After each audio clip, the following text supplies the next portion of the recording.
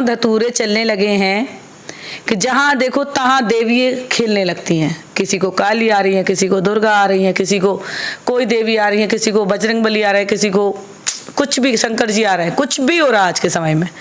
पर ये लोग ये नहीं जानते हैं कि इतनी अदृश्य शक्ति अगर किसी के शरीर में प्रवेश करेगी तो शरीर फट जाएगा आपका।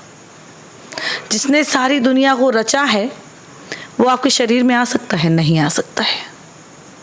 वो बहुत शक्तिशाली है। अब मैं आपको बता दूं कि बहुत बड़ी बड़ी जीभ निकाल लेती हैं लोग, स्त्रियां।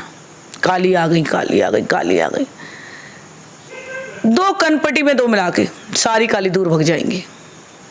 मैं अपनी लाइफ का एक किस्सा शेयर कर रही हूं आपसे।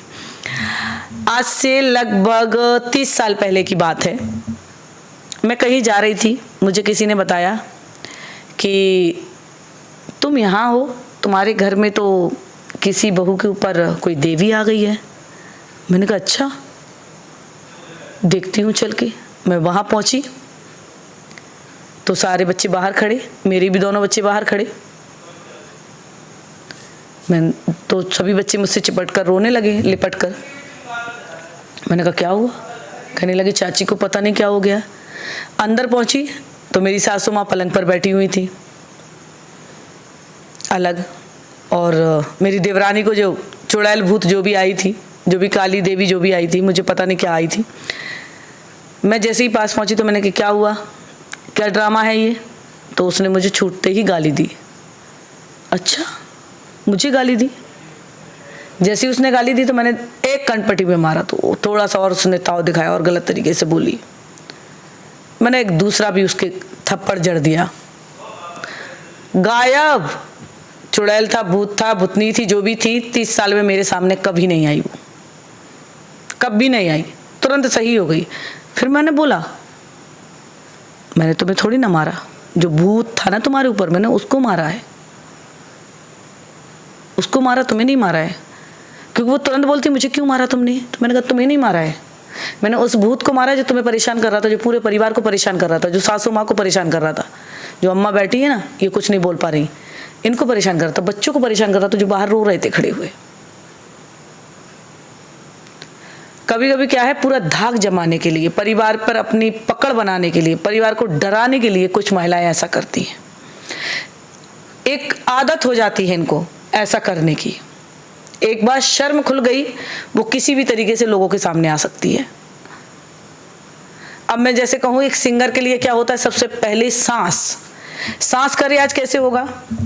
हारमोनियम से। हारमोनियम पर जब हम बैठते हैं तो धीरे धीरे सांस का रियाज बढ़ाना शुरू करते हैं। धीरे धीरे आधे सेकंड की सांस सदेगी, फिर 1 सेकंड की हो जाएगी, फिर 1.5 सेकंड की हो जाएगी, फिर 2 सेकंड की हो जाएगी। इस तरीके से सांस स्वर रियाज होता है, स्वर का रियाज होता है। ऐसे ही इनकी बॉडी को रियाज हो जाता है कि हमें किस तरीके से गर्दन को हिलाना है, किस तरीके से हमें चिल्लाना है, किस तरीके से लोगों को डरवाना है। ये लोग इस चीज़ से डरते हैं, भय खाते हैं, हमें पूछते हैं, हमें कहीं जाना नहीं है, हम पे चढ़ौती चढ़ेगी। तो इसलिए ये लोग भूत बनने का, माता रानी का आने का ड्रामा जो करती है ना। आपको कभी लगा ऐश्वर्या राय पर भूत क्यों नहीं खेलता? जया बच्चन पर भूत कभी क्यों नहीं खेलता? रेखा पर भूत क्यों नहीं खेलता?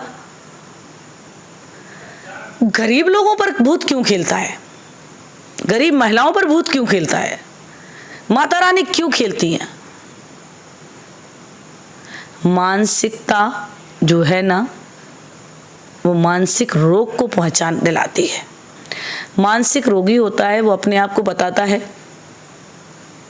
लेकिन वो कह नहीं पाता है।